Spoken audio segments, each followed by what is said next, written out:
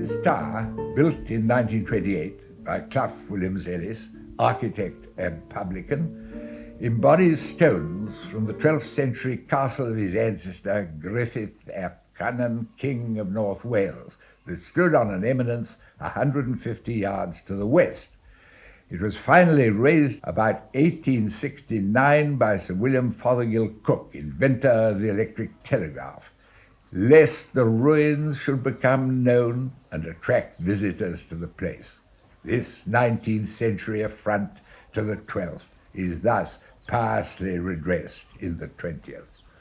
This campanile, then, is a folly in the grand manner. But you could say that the whole of Portmeirion is a folly. It's an architect's fantasy on a gay and generous scale, shaped through half a lifetime of care and affection. 42 years ago, I discovered this place of wilderness. Just the old deserted mansion and stables and one cottage. Now, all this, which has given pleasure to countless people. Much more to myself. Indeed, it has been my love affair with life.